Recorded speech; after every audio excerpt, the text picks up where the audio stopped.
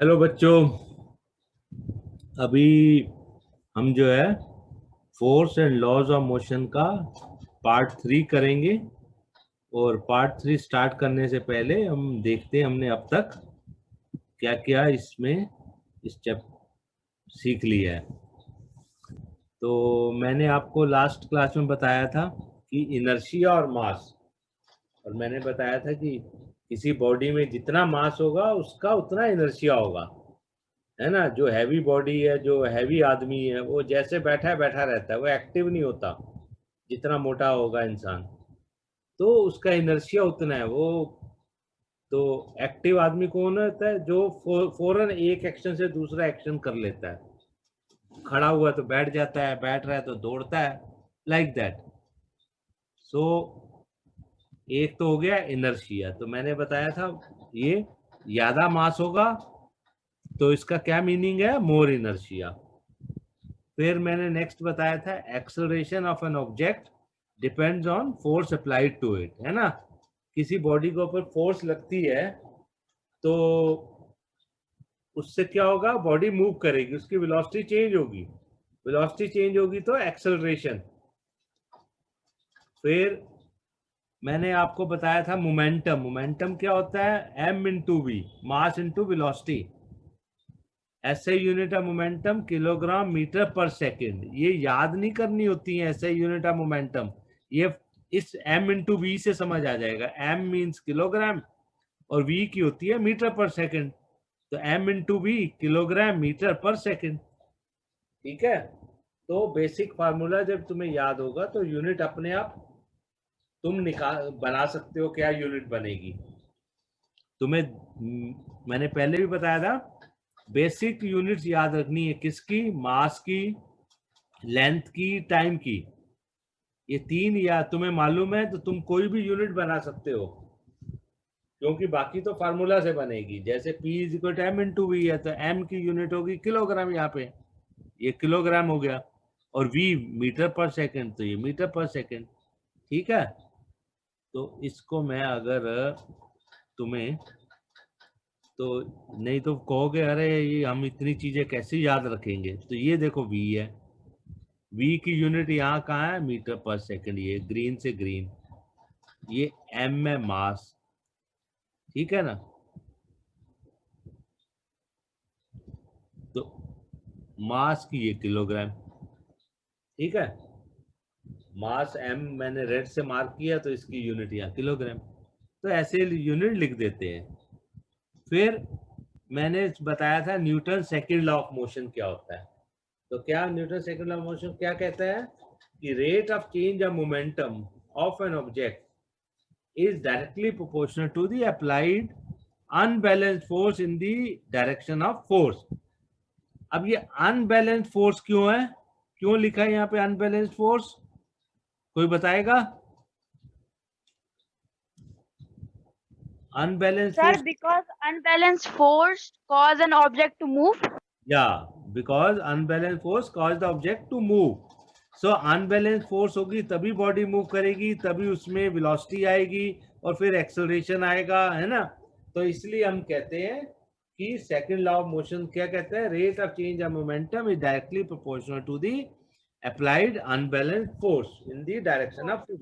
Body किधर move करती है? जिस डायरेक्शन में फोर्स होती है ना। और मैथमेटिकली हम कैसे? डायरेक्शन ज्यादा फोर्स होती है, ज्यादा वाली फोर्स। हाँ, जिधर ज्यादा फोर्स है उधर बॉडी जाएगी। ओके। मैथमेटिकली हम क्या लिखते हैं? मैथमेटिकली हम न्यूटन सेकंड लॉ को कैसे लिखते हैं? लिखते हैं F is equal to m v minus m u. M v minus m u क्या है? Change in momentum. मैंने लास्ट टाइम क्लास में दिखाया था। M v minus m yes u sir. Change in momentum upon time. तो ये पूरा हो गया rate of change of momentum. ये पूरा बन गया rate of change of momentum. क्या बन गया रेट ऑफ सर, चेंज? या सर ये जो न्यूटन्स लॉ ऑफ मोशन है सर, ये क्वेश्चन में पूछते हैं सब पेपर में वगैरह में। इसके ऊपर क्वेश्चन आ सकता है, ये भी आ सकता है Newton second law of motion की स्टेटमेंट बताओ क्या है। ऐसे भी पूछ लेते हैं, यस सर। बट ऐसे पूछ लेते हैं व्हाट सर आर। तो मतलब फर्स्ट सेकंड थर्ड लॉ बिल्कुल वो कर रखे हैं, जैसे याद करते हैं। जैसे मतलब अगर बोले फर्स्ट लॉ तो ये वाला लिखना है, जैसे सर सेकंड लॉ बोले तो ये लिखना है कि हाँ, फर्स्ट लॉ कौन सा था? F is equal to mv वगैरह।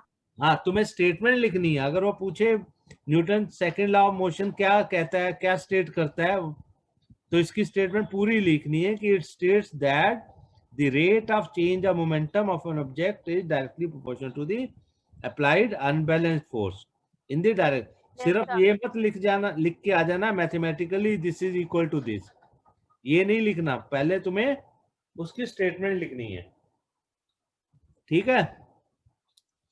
अच्छा, यस सर। हाँ, ऐसी फर्स्ट लॉ ऑफ मोशन है। फर्स्ट लॉ ऑफ मोशन क्या कहता है? A body continues to be in the state of rest or uniform motion unless an external force is applied to it, है ना? तो वो पूरी स्टेटमेंट लिखनी है। कभी ये भी आ जाता है, वैसे कम आता है, कि तीनों लॉ की स्टेटमेंट लिखो, तो तुम्हें तीनों लॉज लिखने हैं। 3 लॉज है, मैंने शुरू में बताया था, अभी सेकंड है, फिर हम थर्ड पे जाएंगे। अच्छा, फिर मैंने m कॉमन ले लिया यहाँ पे, तो v minus u upon T. तो v minus u upon T हमने फर्स्ट चैप्टर में किया था, क्या होता है? एक्सेलरेशन होता है ना? तो m इंटू है। तो ये 3 मैथमेटिक्स फोर्स के 3 फार्मूले हैं, चाहे m v minus m u upon t लिखो या m इंटू ए लिखो, जैसे भी। पर F is equal to m into A बहुत कॉमन चलता है, ठीक है? फिर एसआई यूनिट ऑफ न्यूटन क्या होती है? एसआई यूनिट ऑफ फोर्स क्या होती है? न्यूटन होती है। या इसको कोई बताएगा? मैंने जानबूझ के ब्लैंक लिखा था। किलोग्राम में क्या होगी? न्यूटन तो हम लिख देते हैं, एसआई यूनिट ऑफ वो न्यूटन है, पर या 1 न्यूटन क्या होगा? 1 न्यूटन किसकी जगह लिखा हुआ है? 1 न्यूटन इज इक्वल टू क्या है? 1, बताओ क्या होगी? मास की क्या होती है?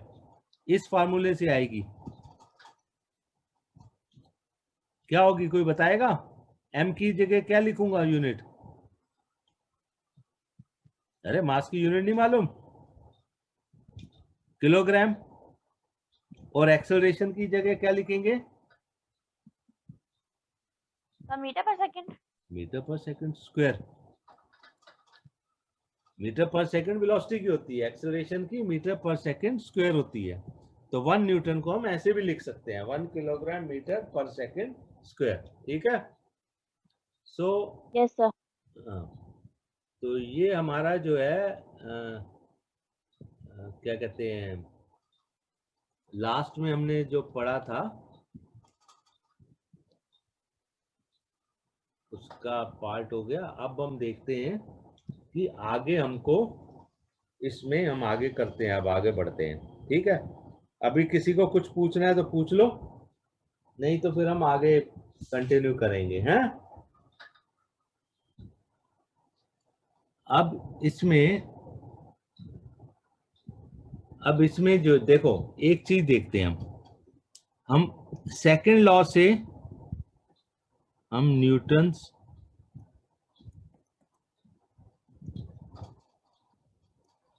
सेकंड लॉ से फर्स्ट लॉ समझते हैं। न्यूटन सेकंड लॉ से हम कहा क्या समझते हैं? First law. कैसे? हमने तुम्हें क्या बताया? F is equal to Newton second law से क्या है? From second law we know क्या that F is equal to m v minus u upon t. ये सेकंड लॉ में हमने देखा है ना, rate of change of momentum. अब फर्स्ट लॉ क्या है? फर्स्ट लॉ क्या है? कोई बताएगा? न्यूटन फर्स्ट लॉ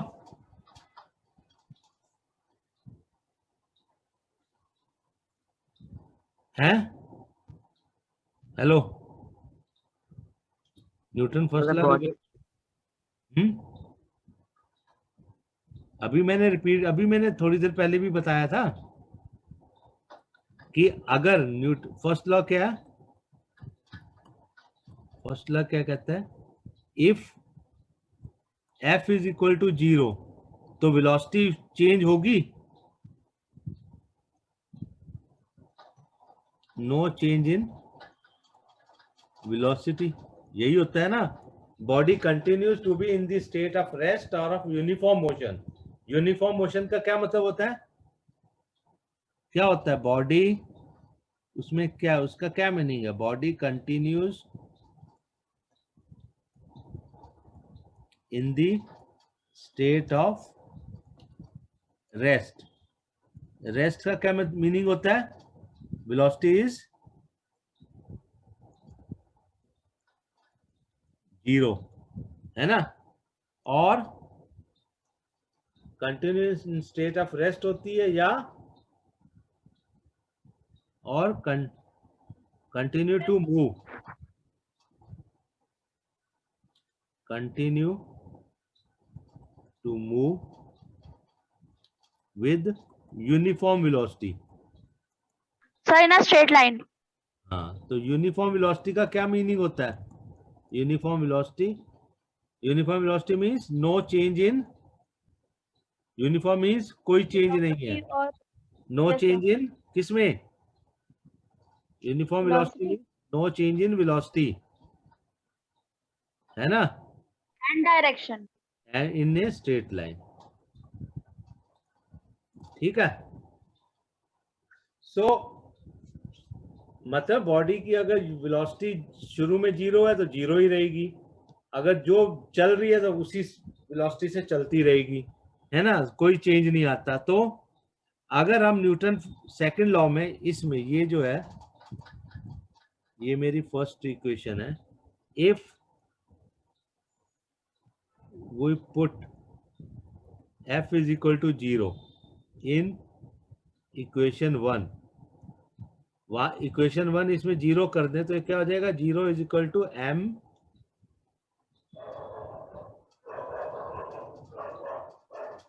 ये क्या हो जाएगा, m into v minus u upon T, f की जगह 0 कर दिया, और क्या लिख सकते हैं, m into v minus u is equal to t into 0, तो ये तो 0 हो गया, तो ये क्या हो गया, m minus v minus u is equal to 0 और v is equal to u, मतलब जो बॉडी की वेलोसिटी है इनिशियल वही फाइनल रहेगी। अगर फोर्स क्या है, इससे क्या समझे हम, इससे हम क्या समझे, it means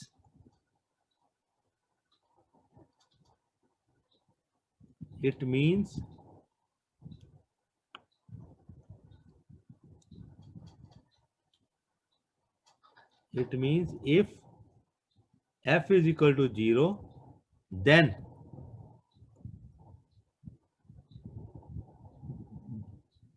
velocity, then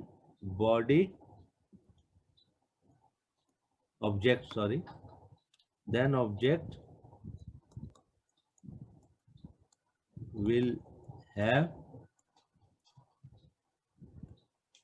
will continue to have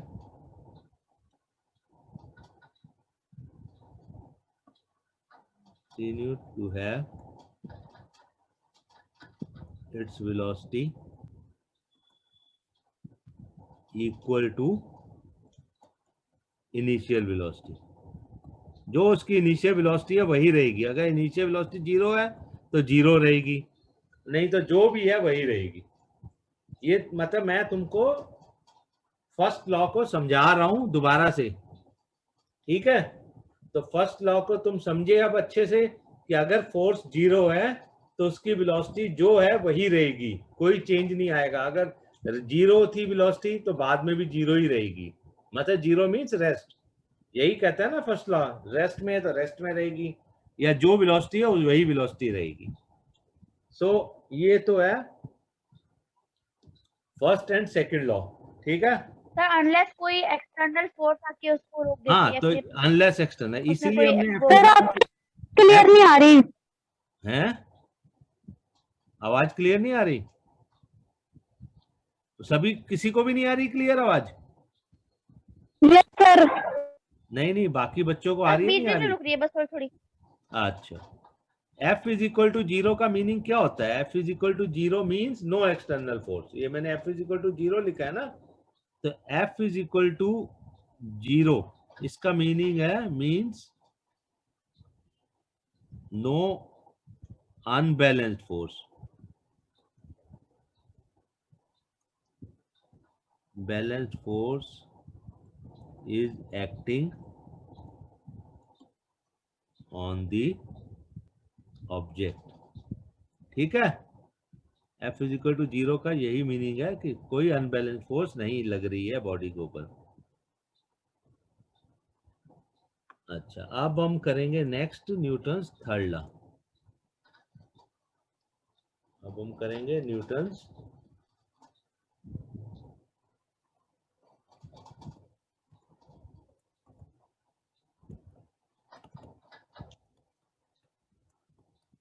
third law करेंगे। ओके, अच्छा,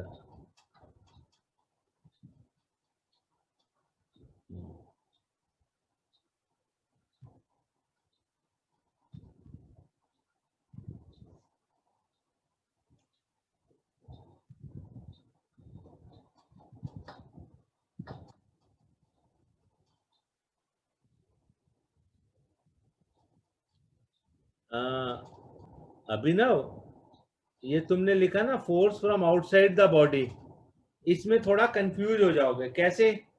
जैसे कोई ट्रेन खड़ी है या बस है या कार है, उसमें हम बाहर से कोई फोर्स नहीं लग रहे, पर वो स्टार्ट होके चल पड़ती है ना।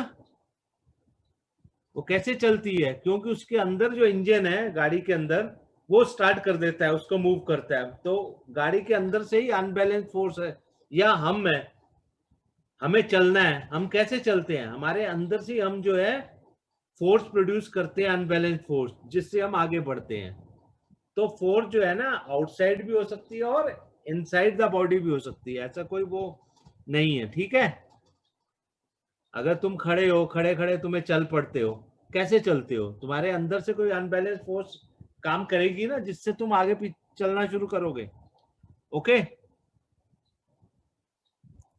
अभिनव क्लियर? अभिनव? Yes sir. हाँ, अभी क्लियर हो गया? Yes sir. ओके, अब अच्छा, कोई चीज तुम्हें मैं बोलते हुए अगर कुछ मिस हो जाता है तो तुम बाद में वीडियो देख लेना, उसमें वीडियो में तो रिकॉर्ड हो ही जाएगा। ओके, कुछ भी मिस हो जाए, वीडियो देखते हो या नहीं देखते हो? कभी देखा है तुमने? जो भी वीडियो हमने अपलोड किए हुए हैं, कभी देखा तुम लोगों ने? यस सर, वो यस सर, देखा है। हाँ, तो उसमें तुम्हें जो भी क्लियर नहीं होता ना ऑनलाइन, तो वीडियो में सुन लेना। ठीक है, okay. Newton third law of motion क्या कहता है? देखो, अगर ये सैंड है और ये जो है फ्लोर है, सीमेंट फ्लोर है,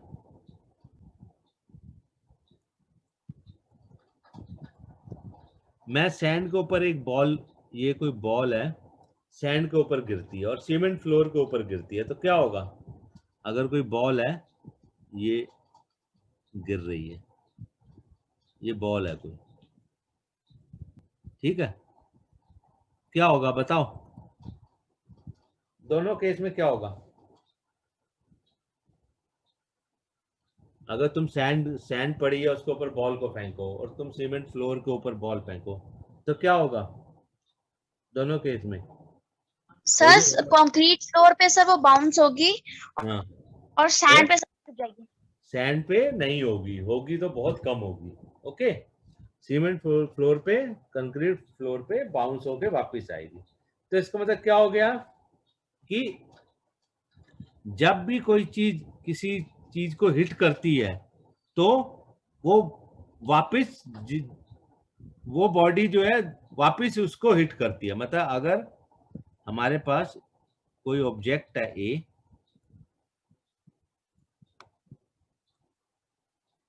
अगर हमारे पास ऑब्जेक्ट है ए और ये एक दूसरा ऑब्जेक्ट है बी, अगर ये दोनों एक दूसरे को हिट करेंगे या एक करेगा दूसरे को, तो क्या होगा, वो वापस उसको हिट करके रिटर्न भेजेगा। जैसे तुम कैरम खेलते हो, तुम्हारे पास स्ट्राइकर है, स्ट्राइकर से तुम जो है मारते हो सामने, अगर उसकी एज पे लगता है कैरम की, तो स्ट्राइकर क्या करता है, रिबाउंड होके वापस आ जाता है ना। सो क्या है, जब एक बॉडी दूसरी को हिट करेगी तो वो दूसरी बॉडी जो है फर्स्ट वाली को वापस हिट करेगी। तो ये क्या है, Newton third law of motion क्या कहता है, टू एवरी एक्शन, अगर एक एक्शन होगा, एक बॉडी एक ऑब्जेक्ट एक्शन करेगी तो दूसरी बॉडी उस पर रिएक्शन करेगी। तो Newton third law of motion क्या, न्यूटन थर्ड लॉ क्या है, टू एवरी एक्शन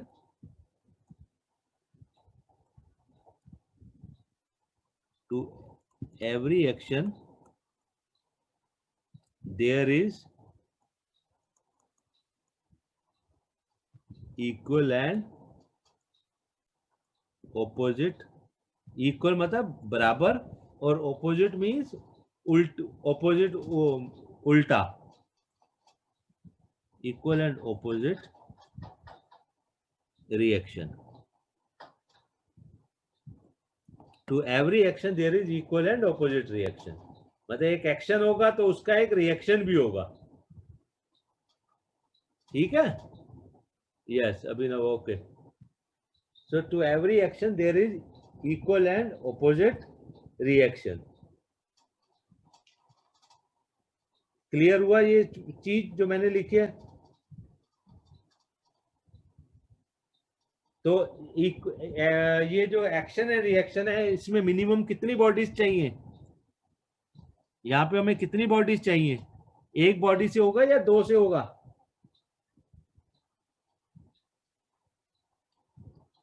है दिस एक्शन एंड रिएक्शन जो है,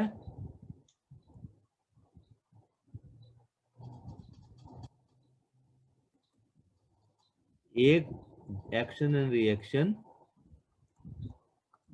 क्या करेगा, ये एक्ट करेगा,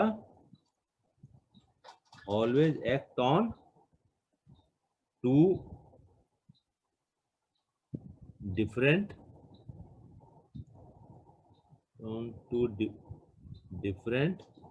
ऑब्जेक्ट्स। दो डिफरेंट ऑब्जेक्ट्स होंगे, उनके बीच में ये एक्शन एंड रिएक्शन होगा। जैसे तुमने कभी देखा है,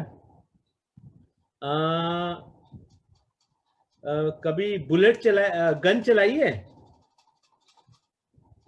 जो मेले में कहीं उधर वो बैलून वगैरह वो करते हैं, कभी करके देखा है किसी बच्चे ने?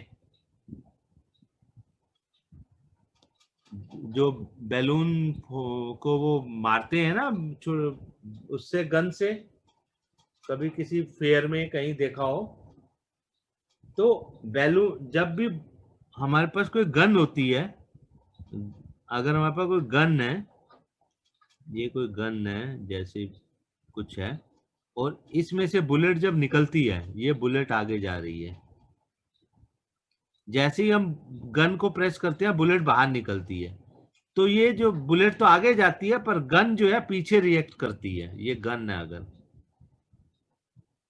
करके देखना कभी, तो गन जो है तुम्हें पीछे की तरफ धकेलेगी, बुलेट तो आगे जाएगी, गन पीछे थोड़ा झटका देगी। ठीक है, अच्छा तुम जो सड़क पे चलते हो, कैसे चलते हो, ओके बताओ।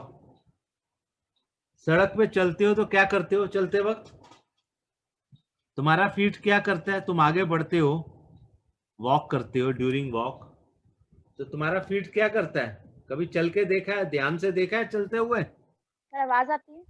नहीं, आवाज तो आती है, वो ठीक है। तुम्हारा फीट क्या कर रहा होता है, तुम्हारा फीट का जो आगे का पंजा होता है, स्पेशली जैसे रोड पे हम चलते हैं, ये वॉक कर रहे हैं,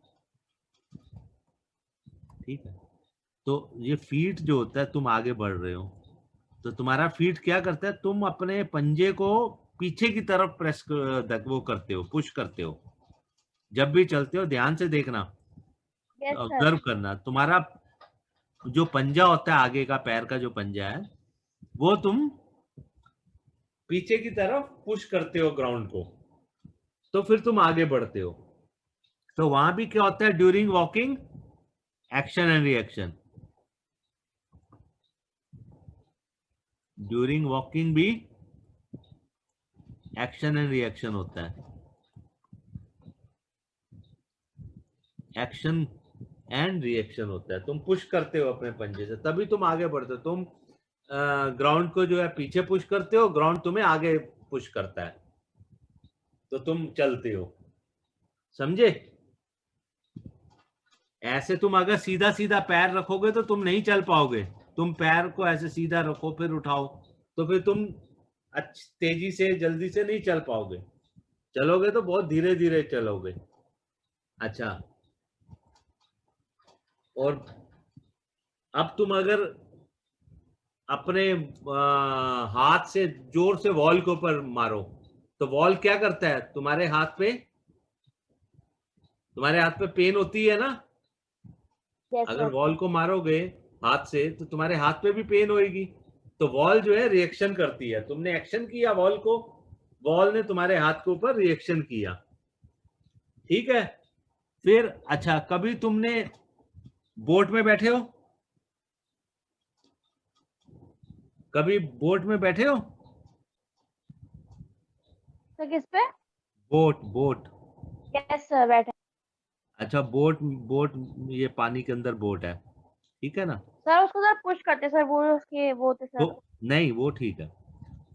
तुम जो है बोट से जब बाहर निकलते हो, बोट कहीं किनारे पे खड़ी है, तुम कहीं से बोट में घूम के आए, अब तुम जो है बाहर निकल रहे हो, तो बोट से तुम बाहर निकलते हो, तुम तो उतर के आगे बढ़ोगे, इधर बढ़ोगे, तो बोट किधर जाती है, कभी देखा है? बोट पीछे को पुश होती है। वो जाती है सर। Yes sir. तुम आगे जाओगे, बोट से बाहर निकल रहे हो अगर, तो तुम आगे बढ़ोगे तो बोट पीछे को पुश होगी। इसलिए वो बड़ा संभल के उतरते हैं ताकि गिर ना जाए, क्योंकि तुम्हारा आगे जाना है, बोट पीछे को जाएगी, तो उससे गिरने का डर होता है। इसलिए बहुत संभल के उतरते हैं जब भी बोट से उतरते हैं, आराम से नहीं उतर पाते हैं। ठीक है ना? तो वहां भी बोट में भी से जब नीचे आते हैं तो एक्शन एंड रिएक्शन होता है। ओके, सो ये जो है तुम्हारा हुआ न्यूटन थर्ड लॉ, और इसके कुछ एग्जाम्पल जो मैंने तुम्हें बताए हैं। तो ये अच्छा, फिर अब तुमने कोई न्यूमेरिकल ट्राई किया है? हेलो, तुमने कोई न्यूमेरिकल, देखो ये है ना, ये डायग्राम तुम्हारी बुक का, ये बुलेट निकलेगी गन में से और तुमको रिकॉइल करेगी, वापस पीछे को झटका देगा, गन Yes, sir. बुलेट आगे जाएगी। तो ये सब एग्जांपल्स हैं, तुम पढ़ लेना। अच्छा, अब तुमने न्यूमेरिकल्स किए हैं? किसी बच्चे ने कोई न्यूमेरिकल पूछना है कुछ, या मैं कराऊं? चलो मैं ही कराता हूँ। कौन सा करोगे? चलो ये 9.3 करते हैं। कुछ पढ़ोगे नहीं साथ साथ तो कैसे होगा, भूल जाओगे सब कुछ। ये वाला करते हैं। चलो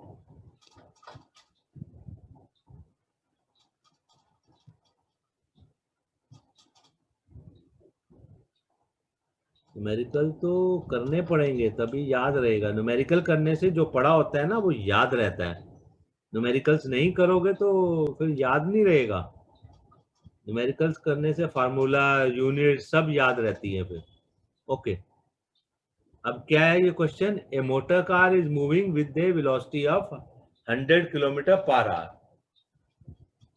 मोटर कार की वेलोसिटी है 100 kilometre per hour and it takes 4 second to stop after the brake is applied. ठीक है, अब बताओ ये जो वेलोसिटी दी हुई है वो ऐसे ही सिस्टम में दी हुई है या नहीं दी हुई? उसकी जो इनिशियल वेलोसिटी है वो दी हुई है 108 किलोमीटर पर आवर। तो किलोमीटर पर आवर ऐसे ही सिस्टम में है या नहीं है? किलोमीटर पर आवर ये ऐसे ही सिस्टम नहीं है, हमें इसको ऐसे ही सिस्टम में बनाना पड़ेगा। तो 108 इंटू क्या करूंगा मैं किलोमीटर का?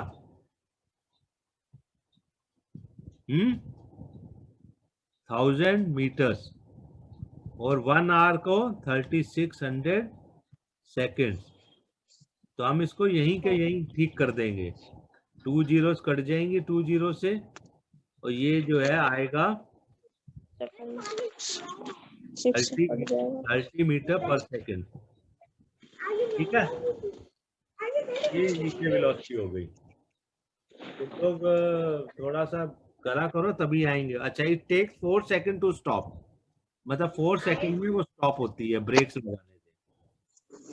हमें फोर्स निकालनी है exerted by the brake on the motor car if the mass is 1000। Mass जो है पैसेंजर का और मोटर का मिला के, mass along with the passenger, जो मोटर का मास है अलोंग विद पैसेंजर्स, जो पैसेंजर और सब मिलके जो मास है वो 100 kg 1000 kg है।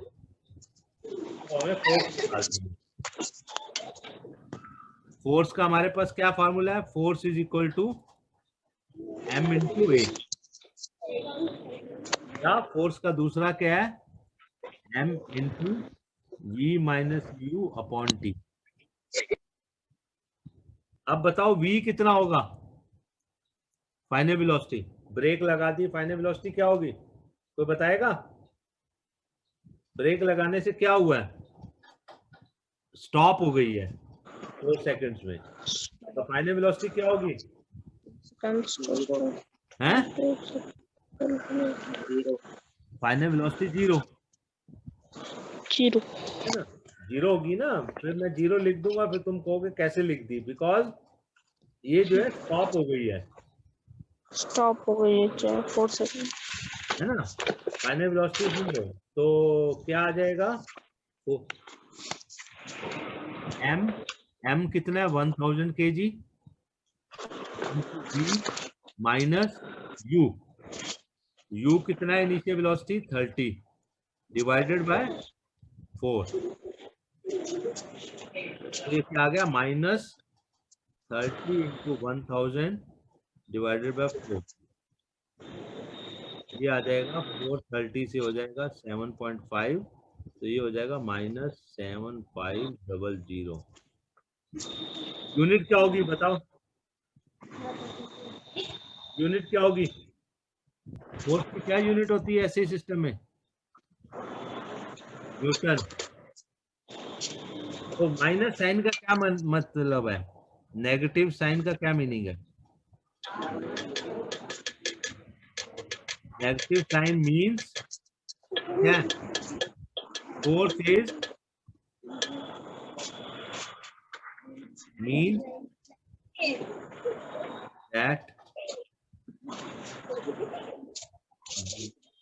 direction of force is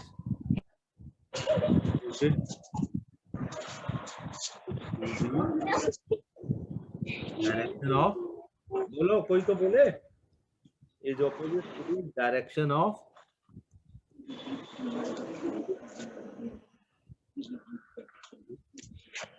disturb मत करो भाई, मैं फिर बंद कर दूंगा तुम लोगों को।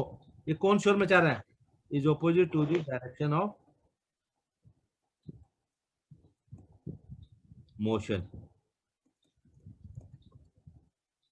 नेगेटिव साइन का मीनिंग है कि जो डायरेक्शन में बॉडी मूव कर रही थी उससे ऑपोजिट डायरेक्शन में फोर्स, तभी तो गाड़ी रुकेगी। किसी गाड़ी को रुकना हो चलती को, तुम किधर फोर्स लगाओगे?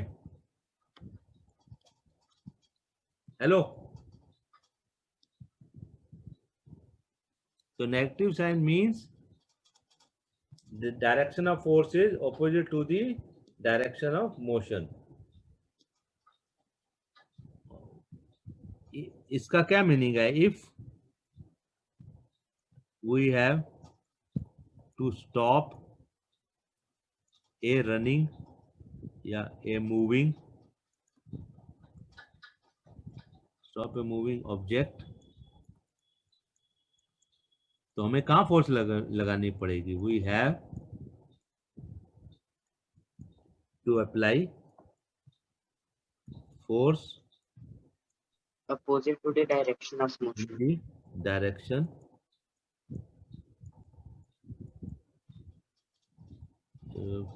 the direction which is, मैं इतना इसलिए बार बार क्लियर लिखता हूं ताकि तुम्हें which is opposite to the direction of motion. ठीक है, तभी तो रुकेगी, तो इसलिए देखो माइनस साइन आ गया था, तो वो क्लियर है, हो गया। समझ आई कुछ बात? तो अब बस यही खत्म करेंगे। अब इसमें एक, इस चैप्टर में एक चीज और बचती है लास्ट में, वो नेक्स्ट क्लास में करेंगे। तब तक तुम यहाँ तक सब क्लियर कर लो, न्यूमेरिकल थोड़ा बहुत कर लो, ताकि तुम्हें कोई कंफ्यूजन हो, डाउट हो तो अभी मैं बता दूंगा नेक्स्ट क्लास में। और फिर उसके बाद ये चैप्टर भी खत्म हो जाएगा, फिर एक और लेक्चर में खत्म हो जाएगा। हालांकि धीरे धीरे चल रहे हैं, पर तुम साथ साथ तुम्हें पढ़ना पड़ेगा। Okay sir. ओके, हाँ, तो इसको थोड़ा ओके सा सर। पढ़ो और इसको पढ़ना मत छोड़ो। ठीक है।